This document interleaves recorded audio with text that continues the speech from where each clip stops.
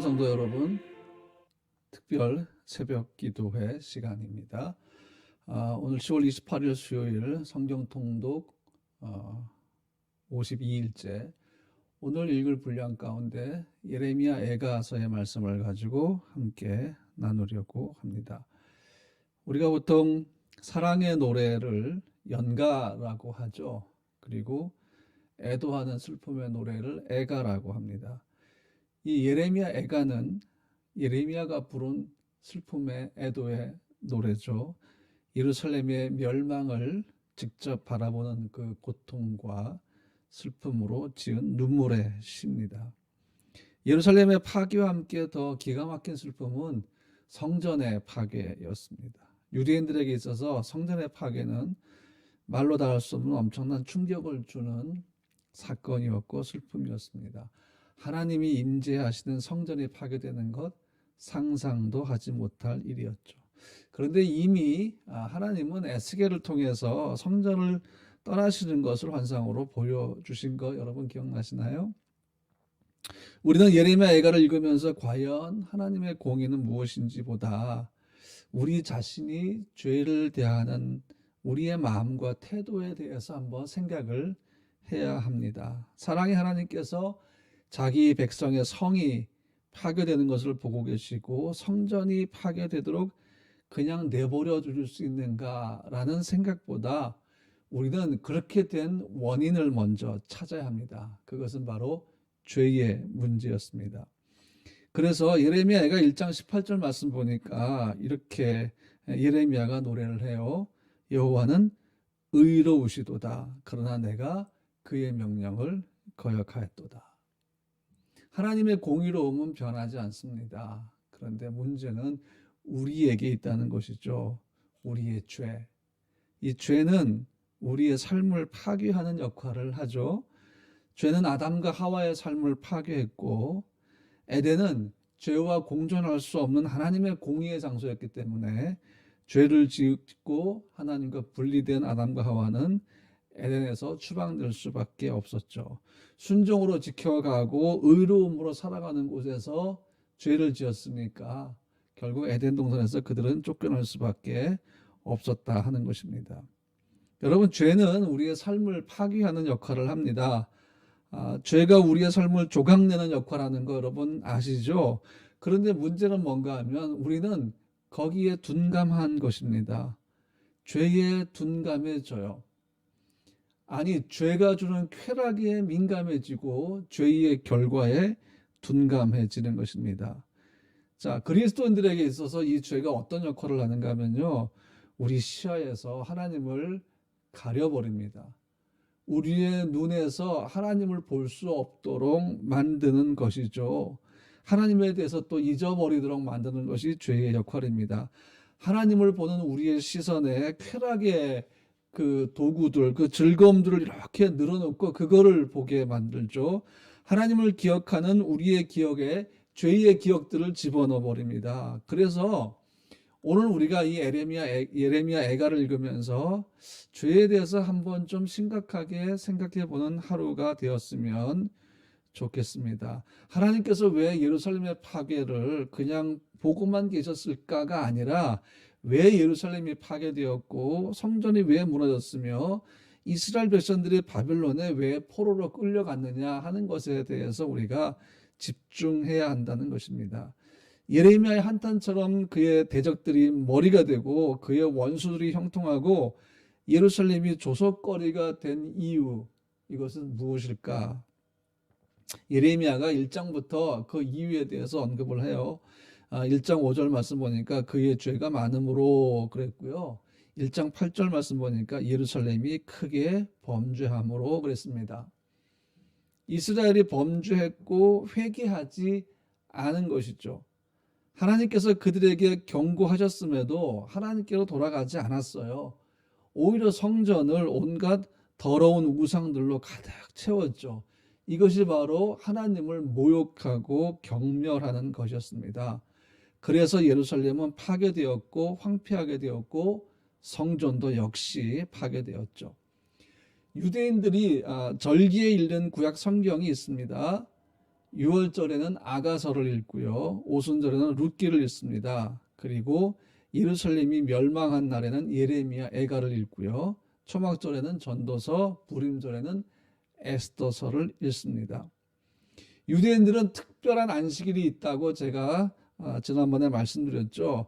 그 중에 하나가 이 예루살렘이 멸망한 날에 대한 그 안식일입니다. 멸망한 날 바로 직전의 안식일이라고 제가 지난번에 말씀을 드렸습니다. 그리고 예루살렘이 멸망한 날, 즉 아부월 9일에는요 금식합니다. 애통해하며 금식하죠. 그러면서 이날 슬픔의 노래인 예레미야 애가를 낭독을 합니다. 이 아부월 9일은 예루살렘이 멸망한 날이기도 하고요. 제1성전과 제2성전이 같은 날에 파괴된 날이고요. 가데스 바네아에서 10명의 정탐꾼들의 부정적인 보고를 통해서 이스라엘 백성들이 하나님을 원망하죠. 애굽으로 돌아가자고 했을 때 하나님께서 여호수아와 갈렙 외에는 가나안 땅에 들어가지 못한다고 선언하신 날, 그날이 바로 이 아부월 9일이라는 것입니다. 그 외에도 두 가지 의미가 더 있어요. 그러니까 이 아부월 9일은 어떤 날인가? 유대인들에게는 사실 슬픔의 날인 것이죠. 그 슬픔의 날이 어디서부터 왔습니까? 하나님 말씀에 불순종한 것, 하나님을 모욕했던 것, 하나님을 무시했던 것, 패역한 그들의 삶을 통해서 그 죄악을 통해서 온 것이다 하는 것입니다. 그러니까 유대인들이 이날 예루살렘의 멸망에 대한 슬픔의 노래인 예레미야 애가를 읽는 것은 당연한 것이겠죠. 여러분, 오늘 제가 지금 말씀드린 대로 우리가 예레미야 애가를 읽으면서 1장부터 5장까지를 읽으면서 우리가 생각해야 할 주제가 우리는 과연 죄를 짓는 우리의 삶에 대해서 애통함을 가지고 있느냐 하는 것입니다. 과연 우리는 우리의 죄에 대한 애통함, 죄를 짓는 우리, 하나님의 마음을 아프게 하는 우리에 대해서 애통함이 있는가 하는 거죠. 죄로 인한 고통과 고난 속에서 하나님을 향한 우리의 태도를 한번 좀 점검해 보는 하루가 되었으면 좋겠습니다. 심각한 문제가 뭔지 아세요? 죄 가운데 사는 우리 자신과 하나님의 말씀과 공의에 대해서 망각하고 있다는 것입니다. 이게 죄야? 내가 좋아하는 걸 하는 건데 내가 지금 죄 짓고 있는 거야? 그것도 잘 모르죠. 그러면서 죄에 대한 하나님의 말씀과 공의도 망각해 버리는 것입니다. 그냥 아무 생각 없이 죄를 지을 때도 많다는 것이죠. 그러다 보니까 회개하지 아니한 죄, 하나님이 도말하시지 아니한 죄는 쌓여가는데 이 쌓여가는 죄, 회개하지 않은 죄, 완악한 마음으로 지은 죄가 있다는 것도 망각해 버립니다. 그러면서 공의로 죄인을 심판하시는 하나님도 같이 잊어버리는 거죠. 그래서 죄의 문제를 얘기하면 문제가 없다고 고집을 피우거나 이건 죄가 아니야, 이건 내 잘못이 아니야 이렇게 얘기하거나 온갖 핑계를 다 대면서 회개의 자백을 하지 않습니다.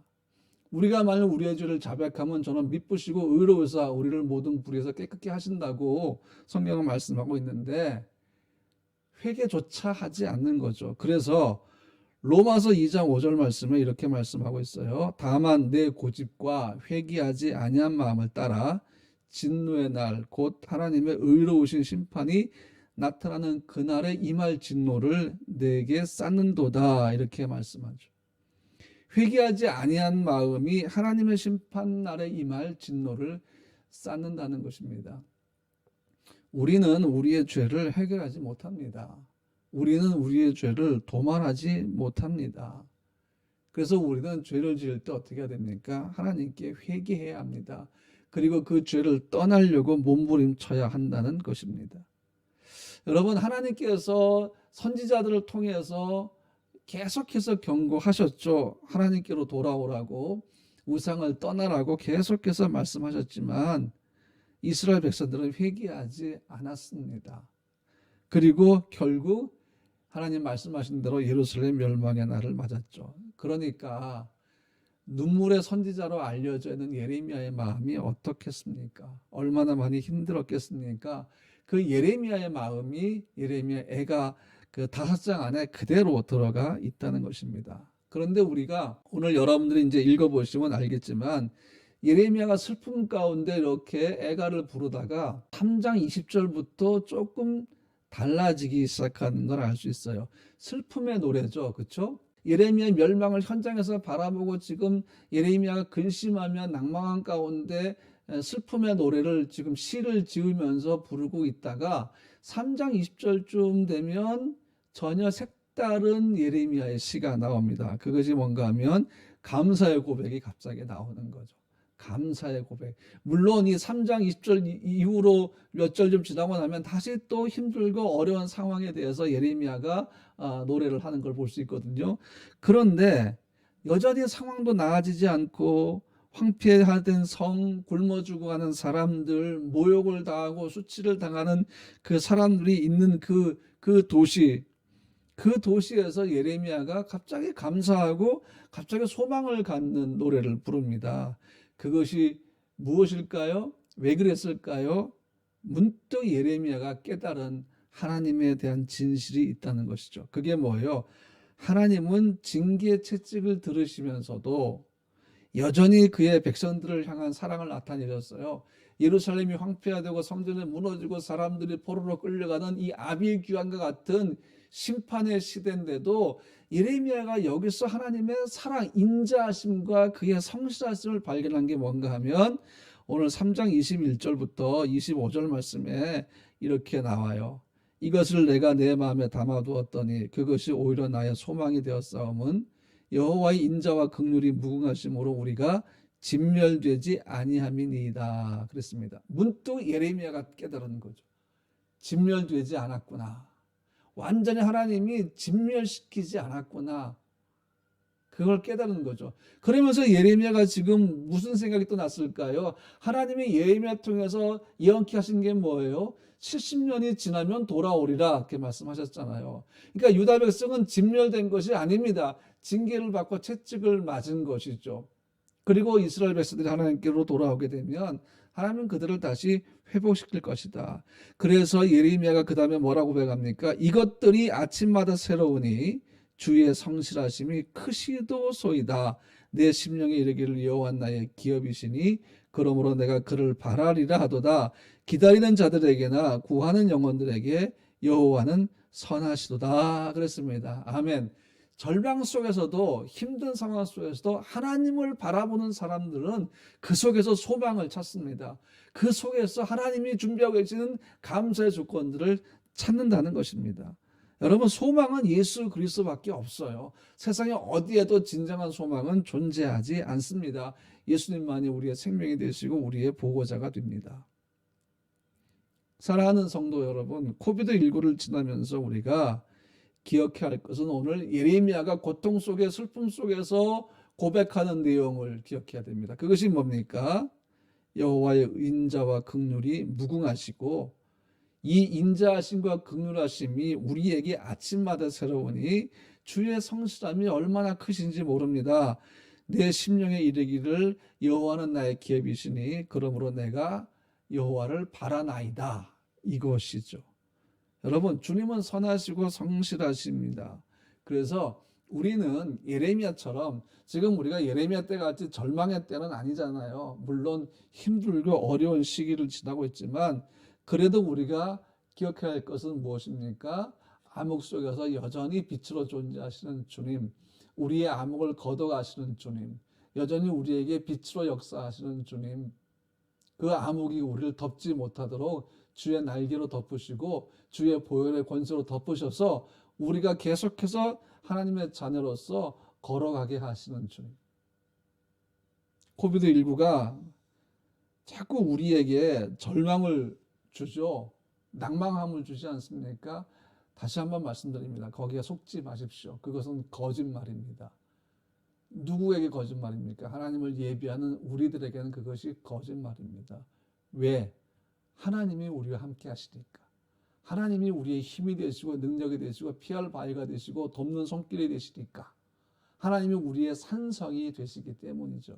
여러분, 그래서 하나님께 집중하십시오. 그리고 오늘도 하나님과 함께 걸어가십시오. 하나님의 말씀을 묵상하면서 하나님을 찬양하면서 하나님께 기도하면서 오늘 하루 하나님과 동행하십시오. 그러면 오늘 속에서 또 오늘의 시간 속에서도 여전히 하나님이 함께 계심을 알게 될 것이고 그분이 여러분을 위해 갖고 계신 그 소망과 그 미래와 평안에 대해서 여러분이 알 수 있게 될 줄로 믿습니다. 오늘 하루도 여러분 샬롬의 하루가 되었으면 좋겠어요. 기도하겠습니다. 거룩하신 주님, 힘들고 어려운 상황, 다시 체코는 비상사태의 추가적인 사항들을 발표했습니다. 이동 제한령이 더 강화되었고 또 여러 가지로 더 힘든 상황이 되었지만 이렇게 해서라도 확진자의 확산을 막을 수가 있고 다시 줄어들어서 다시 예전처럼 평안을 찾을 수만 있다면 하나님 이 조치, 국가에서 내리는 이 조치가 하나님 우리에겐 큰 유익이 될 줄로 믿습니다. 많이 불편하지만 그래도 우리가 하나님과 함께 걸어갑니다. 오늘 하루 우리가 예레미야 애가를 읽으면서 죄에 대해서 생각해 보려고 합니다. 우리가 얼마나 죄에 대해서 민감해 있을까 아니면 너무나 둔감해 있을까 정말 우리는 우리가 짓는 죄에 대해서 애통해하고 있느냐 하는 부분을 생각해 보기 원하고 정말 우리는 그리스도인답게 이 시기를 지나고 있는지도 점검해 보기를 원합니다. 성령님께서 오늘 하루 우리 성도들에게 예레미야 애가를 통해서 말씀해 주시고 위로해 주시고 소망의 말씀들로 가득 채워 주시옵소서. 지금부터 우리가 함께 기도할 때에 주여 들어 응답하여 주시옵소서. 예수님의 이름으로 기도합니다. 아멘. 사랑하는 성도 여러분, 이제 교회를 위해서 기도하시고 체코를 위해서 기도하시고 또 힘들어하는 우리 성도들을 위해서 기도하시고 여러분 자신이 갖고 계신 기도의 제목을 가지고 믿음으로 의심하지 말고 믿음으로 간절하게 주의 성실하심을 기억하시면서 기도하는 시간을 가지시기 바랍니다. 샬롬.